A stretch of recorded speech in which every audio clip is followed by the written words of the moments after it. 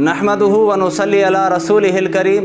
मेरे अज़ीज़ साथियों, उम्मीद करता हूँ कि आप खैरियत से होंगे। अल्लाह तबारक व तआला आप तमाम बहन भाइयों को खुश रखे, सलामत रखे। मेरी दुआ है आपको। आज मैं बताऊँगा कि ईद वाले दिन कितनी सुन्नतें हैं। ईद वाले दिन 13 सुन्नतें हैं।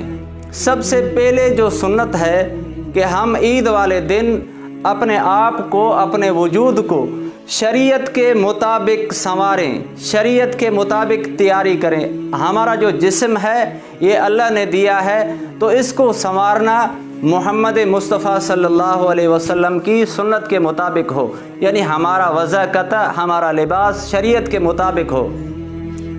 उसके बाद है गुस्ल करना, यानी हम ईद वाले दिन गुस्ल करें, ये सुन्नत है। और मिसवाक लगाएं।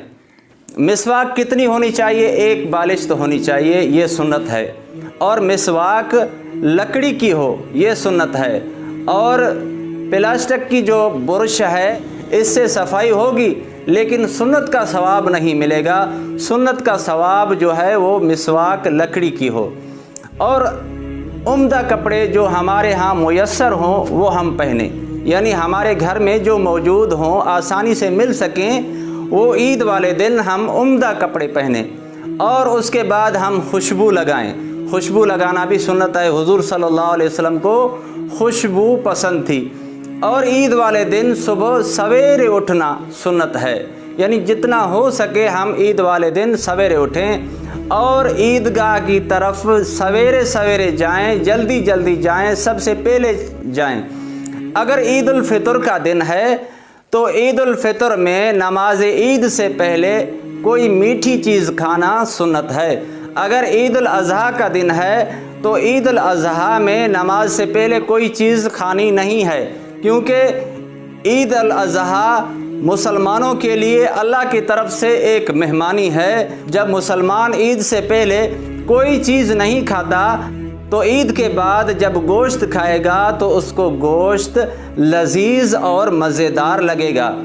अगर ईद उल फितर का दिन है तो ईद नमाज से पहले हम सदक़तुल फितर को अदा करें। ये क्या है? हमारे लिए मुस्तहब है। और ईद नमाज को हम ईदगाह में पढ़ें, ये मुस्तहब है। या किसी जामे मस्जिद में पढ़ें, ये भी हमारे लिए क्या है? मुस्तहब है। और ईद वाले दिन रास्ते को तब्दील करना भी मुस्तहब है, यानी एक रास्ते से हम जाएं और जब वापस आएं तो दूसरा रास्ता लेकर आएं, रास्ते को तब्दील करके आएं। ये क्या है? मुस्तहब है। इसमें हमारे लिए कोई फ़ायदा है जो हुजूर सल्लल्लाहु अलैहि वसल्लम ने हमें बताया है। और ईदगाह की तरफ जाते हुए अगर हो सके तो पैदल जाएं। अगर गाड़ी है तो उसमें भी जा सकते हैं, कोई हरज नहीं है, लेकिन पैदल जाना ये मुस्तहब है, सवाब है। कोई गाड़ी में जाए तो इसमें कोई हरज नहीं है। और जाते वक्त तकबीर तशरीक पढ़ना भी मुस्तहब है।